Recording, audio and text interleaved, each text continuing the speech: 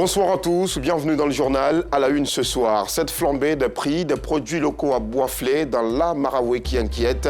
Du piment à la banane, absolument tout est cher sur le marché. Boisflé est pourtant une zone de production agricole où l'on trouve des cultures de rente, des produits vivriers en grande quantité ainsi que les ressources halieutiques. Dossier de l'ADE consacré à cette situation.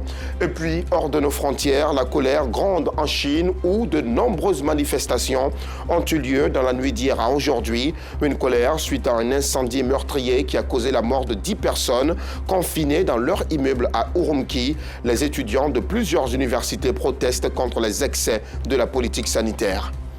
Voilà pour le sommaire. Vous faites toujours bien de choisir RTU2. Ouvrons cette édition par la rubrique de ce soir.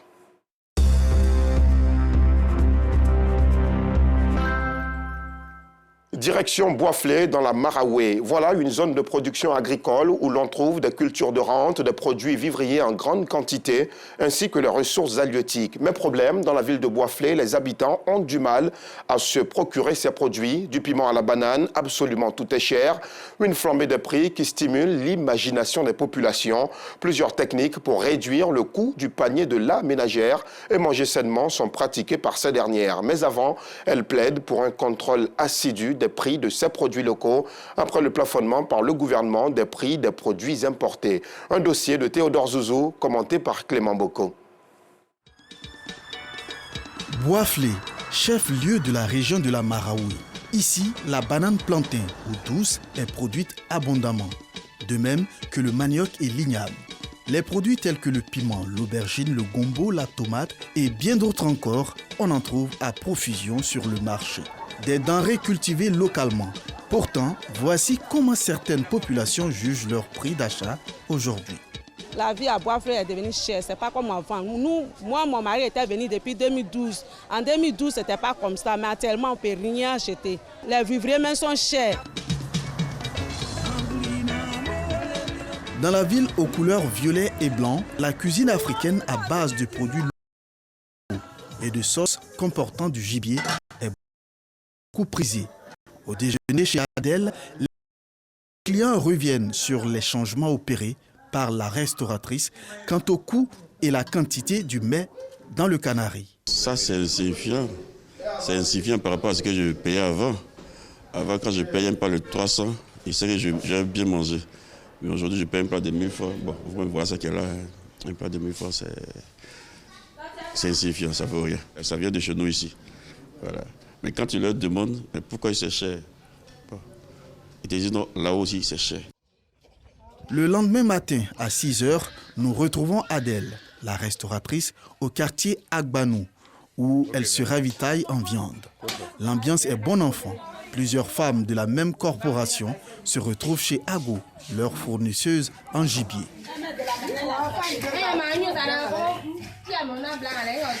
Ces femmes sont servies à tour de rôle. Elles jugent excessif le prix de leurs provisions journalières. Je viens de prendre ma viande pour la cuisine aujourd'hui.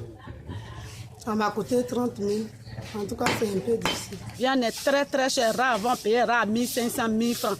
Aujourd'hui, il est devenu 6 000. Les 6 000 francs, là, quand tu coupes, là, tu vas t'en sortir comment? Non loin de là se trouve le marché de Boisflé. Cet homme de Dieu vient de faire lui-même le marché. Mais le constat pour lui et cette femme est amer. Ma femme elle est enceinte, elle est un peu fatiguée. C'est pourquoi je me déplace un peu pour pouvoir faire le marché. Les choses qui étaient à 50 francs, bon, jusqu'à 100 francs, voire 150. Bon, c'est un peu compliqué. Mais devant moi, je paye, c'est pas tous les jours. Les choses augmentent, puis c'est un peu difficile. Tant c'est très difficile. Même quand on nous donne 10 000, on ne peut pas faire le marché à 10 000. C'est un peu compliqué. C'est dur. Les plaintes des clients n'attendrissent pas pour autant ces commerçantes. Elles ont une maxime dans ce domaine d'activité. C'est une question de profit et non de sentiment. Avant, on vendait 1 à 50. Maintenant, on a obligé de vendre 1 à 100 francs. Les clients se plaignent. Nous aussi, quand on s'en paye, on nous dit là-bas que c'est cher. On fait comment? Donc, on a obligé de payer puis on vient. Sinon, ça nous fait mal parce qu'on place à la 500. Or, on plaçait à 100 francs, 200. On paye à un Libanais. C'est lui qui a augmenté. C'est ça, à cause de ça, moi, il a augmenté pour moi encore. Si le Libanais descend son poisson, il descend à un client, On ne fait rien pour rien. Le piment est devenu cher. Avant, là, on peut prendre le sac là. On prend le sac là à 2500. Ça a trop, c'est devenu trop monté 5 000. Mais maintenant, là, on peut dire 17 000. Souvent 15 000 le sac. Ici, si tu prends là, tu vends là, son lin ne sort pas. Donc on est obligé de faire ça comme ça pour qu'on ait l'un des gens dedans. Face à cette flambée des prix des produits vivriers avérés, la famille Fouabi a trouvé la parade. Elle cultive de la tomate, du piment et de l'aubergine à la maison. Avant de se rendre au marché, Yvette Fouabi, la maîtresse de la maison, fait le point de la provision. Médo, bonjour. Bonjour. Ça va, vous avez bien dormi? Oui, on a bien dormi. Ah, maman dit qu'il m'avait au marché. C'est quoi on mange aujourd'hui? Foufou. Hier, voir mes provisions.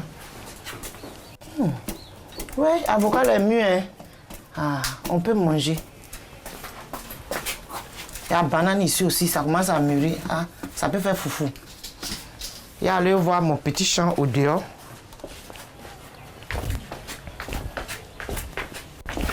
Comme la vie est chère, au lieu d'aller s'en procurer au marché, on peut prendre la tomate, un peu de piment. Là, ça diminue un peu le coût du marché. C'est le salaire par piment qu'on utilise maintenant. Il faut manger. Donc, penser à l'économie, c'est bien, mais on est obligé de mettre dans les popotes. Parce qu'il y a des enfants à la maison. Au marché, Yvette recherche les étals où les denrées sont à bon prix. C'est Assafou. Il était moins cher. Avant, on prenait pour 1500. Maintenant, on est obligé d'augmenter un peu. Il est payé pour 2000. Il y a même un peu de viande dedans. Les autorités, quant à elles, reviennent sur les mesures prises par le gouvernement. Au niveau des produits de consommation locale, du cru dont je parlais, l'État a pris des mesures pour pouvoir créer la surproduction locale. C'est ce qu'ils sont en train de faire. Ils vont créer les barrages, il y a des routes pour pouvoir chose. Donc il faut évacuer quand les gens ont produit dans les villages, il faut pouvoir faire évacuer. C'est cher, mais actuellement la cherté commence à prendre une autre forme dans le souhaitable, de manière à ce que les populations puissent se nourrir. Et je peux vous dire qu'avec cette pluie de cette année, d'ici 2 mois, 3 mois, c'est les bananes. Le problème des produits vivriers, il est délicat. Il est très délicat parce que ce sont des produits que nous ne maîtrisons pas. C'est des produits qui viennent de la campagne. Et le prix se fait en fonction de la rencontre de l'offre et de la demande. On n'a pas une mainmise dessus. Nous avons aussi sensibilisé les commerçants pour leur dire qu'on peut s'enrichir, mais en respectant la légalité. Ce que l'État a fait plus tôt pour pouvoir avoir ces produits en permanence et à bon prix, c'est de soumettre l'exportation de ces produits à une autorisation. Il y a trop de déperdition aussi au niveau des produits vivriers. Les efforts sont en train d'être faits par le gouvernement pour qu'on puisse évacuer ces produits avec l'entretien routier. On va évacuer une bonne partie de ces produits qui seront disponibles sur le marché.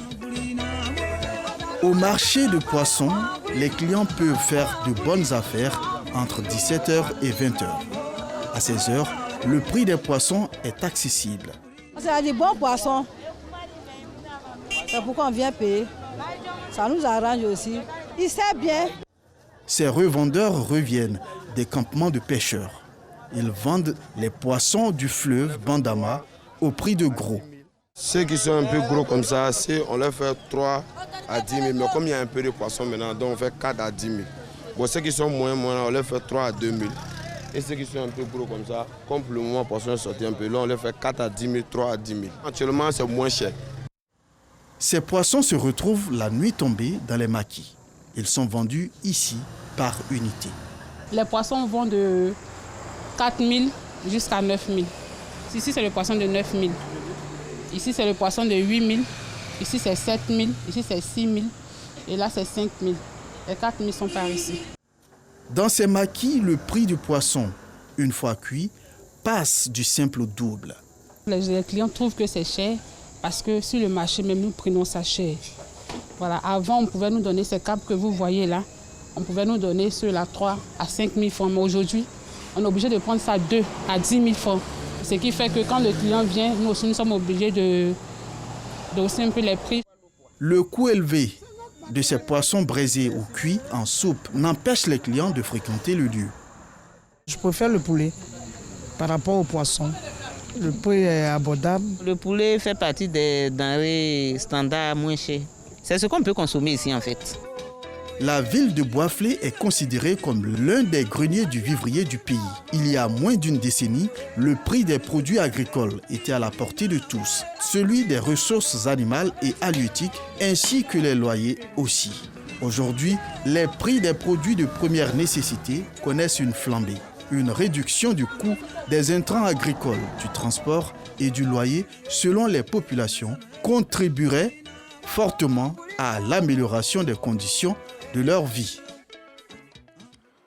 Vivement la fin de cette situation pour éviter que le panier de la ménagère n'en soit davantage affecté. L'organisation non gouvernementale La Joie des Tout-Petits a organisé une opération coup de balai accompagnée d'une séance de don de sang. Cette activité s'est tenue à Atinguié, une commune située à 8 km de la ville d'Abidjan. Pour les initiateurs du projet, l'action sociale vise non seulement à créer un cadre de vie sain pour les habitants d'Atinguié, mais aussi à contribuer à la lutte contre la pénurie de sang en Côte d'Ivoire. Abdulaziz Guira, Clément Boko. C'est par des actes de salubrité que débute cette journée à Atinguié, village situé à 8 km de la ville d'Abidjan. Ici, la propreté, facteur de bonne santé, revêt un aspect important. Hommes et femmes, tous sont à la tâche ce matin. On ne veut pas s'arrêter. Il a plu hier, mais le goudron est mouillé. On est venu, on était assises. On attendait que le soleil est sorti.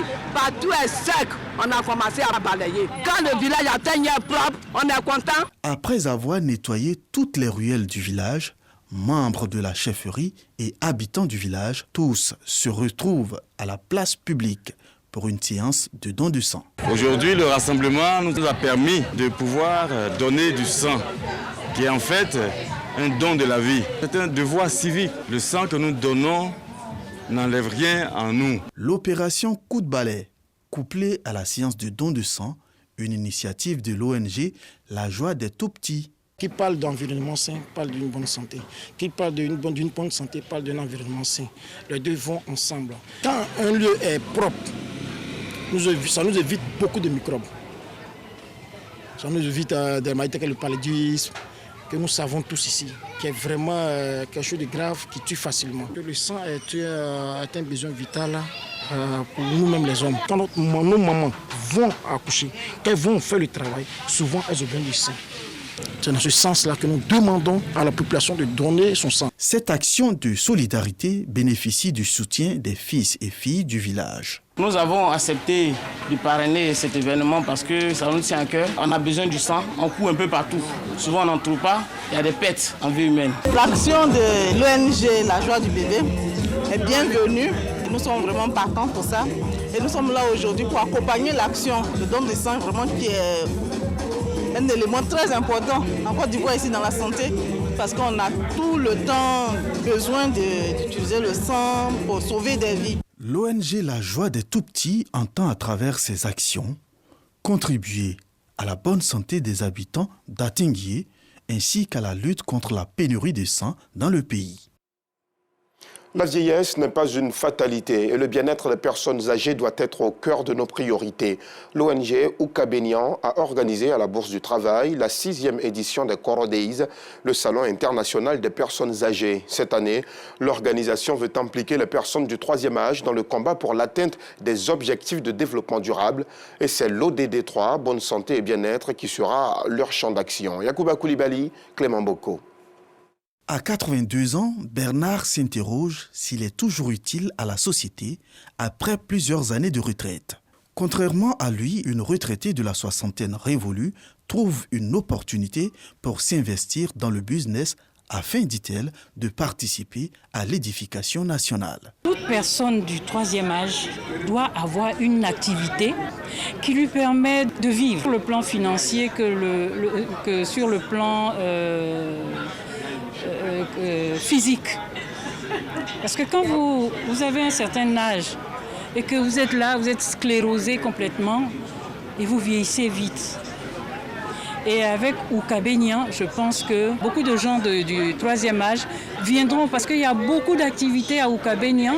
Pour éclairer la lanterne des seniors, l'ONG Oukabenian a organisé La 6e édition du Salon international des personnes âgées, baptisé Corodeis, placé sous le thème « Place et rôle des personnes âgées dans le développement durable ». Un message particulier, c'est de dire aux personnes âgées qu'elles ont encore du répondant, qu'elles ont encore de la valeur, des expériences à partager. Le défi à relever, c'est de pouvoir faire comprendre qu'on n'a pas besoin d'être jeune ou bien adulte pour continuer à entreprendre.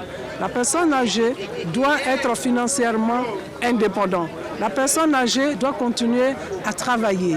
Une opportunité pour Rassetou Bamba, chef de service à la Direction générale du développement durable, de lever le voile sur les initiatives à prendre par les personnes du troisième âge pour contribuer efficacement à l'essor économique, social et culturel de la nation. Le développement durable a pour principe de répondre aux besoins des générations présentes sans toutefois compromettre la capacité des générations futures, c'est-à-dire nos enfants, nos petits-enfants. Les personnes âgées ont un rôle clé dans le développement durable, ont une place primordiale dans le développement durable. Et les personnes âgées sont prises en compte dans le développement durable au niveau de l'objectif de développement durable 3, donc le développement durable qui en compte 17 objectifs. Et cet objectif-là, mise sur la santé et le bien-être des populations. Une initiative saluée par un participant. C'est une bonne chose parce que ça parle que des gens du troisième âge. Ils ont dit des bonnes choses sur les 3 piliers de développement durable. Alors, l'environnement, l'économie et puis le social. On est bien vieux, mais chacun a encore un rôle à jouer.